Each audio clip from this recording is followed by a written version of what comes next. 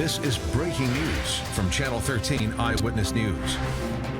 Police have a fifth person in custody tonight in connection with the Richmond Hill explosion. Prosecutors charged 48-year-old Glenn Hults with conspiracy to commit arson. The 2012 explosion in Richmond Hill killed 2 people and damaged or destroyed dozens of homes. Good evening, everyone. I'm John Sayre. And I'm Andrea Moorhead. Now, we learned of the arrest late this afternoon, but the man has now been on the radar of detectives for quite a while. 13 investigative reporter Sandra Chapman is here tonight to tell us what she knows about Glenn Hults. Sandra?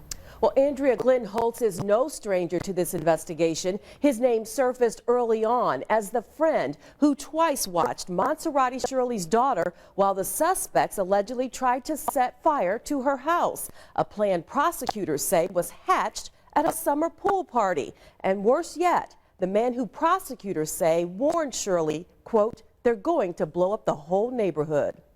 Until now, Glenn Hults was just a friend of Mark Leonard, the alleged mastermind of the Richmond Hill explosion. He and his now wife babysat MONSERRATE Shirley's daughter the night her house blew up. New statements from Shirley's plea deal reveal Hults may have been the one who first came up with the idea of a house fire.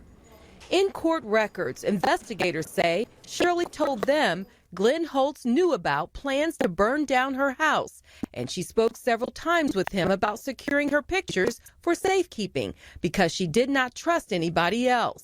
Glenn Hults advised her that he had her back and would take care of them.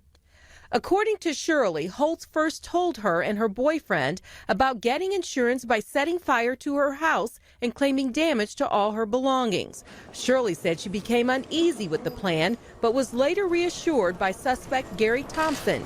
She recalled the conversation to investigators. Mark Leonard said to Gary Thompson, "Do you remember when you set the fire at Glenn's house, how he got money so quickly? See, it's the same thing with you. You have no record of problems with insurance. They won't suspect anything." A fire at Glenn Hults' home? 13 Investigates has learned his house in the 3900 block of Ewing Street suffered fire damage just over 12 years ago and resulted in an insurance payout. On January 19th of this year, investigators working the Richmond Hill case questioned Hults based on Shirley's statements. That's the same day investigators questioned Gary Thompson, the recently named 4th suspect in the case. Hults told investigators Gary Thompson has worked at his residence, done electrical work for him, installed a tanning bed that may have been the source of the fire at his residence, in which Glenn Hults received $70,000 from an insurance company. The investigation will not stop to hold all persons accountable for any role they may have had in what happened on November 10th. By phone, Hults told 13 Investigates he has been questioned but doesn't know why he's being dragged into the case. He says he has retained an attorney and is sickened by what happened to the Richmond Hill neighborhood. Now, Glenn Hults is charged with 1 count of conspiracy to commit arson. That's minimal compared to what the other suspects are facing. But once again, it's a very important key to filling in all of these gaps, and it is a very serious charge as well. What a development. We know you're going to stay on it. Sandra, we'll have thank more you. at 6, actually. All right, we'll see you then.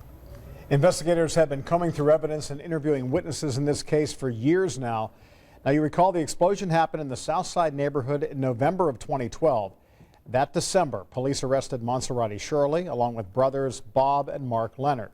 Prosecutors charged the 4th person, Gary Thompson, in January of this year. And just this February, Shirley agreed to a plea deal. She agreed to plead guilty to 2 counts of conspiracy and cooperate with investigators. Mark Leonard is the first person to be tried in this case, and his trial is set for June. And our coverage of today's 5th arrest in the Southside explosion continues at WTHR.com. There we have posted the court documents detailing the charges against Glenn Hults.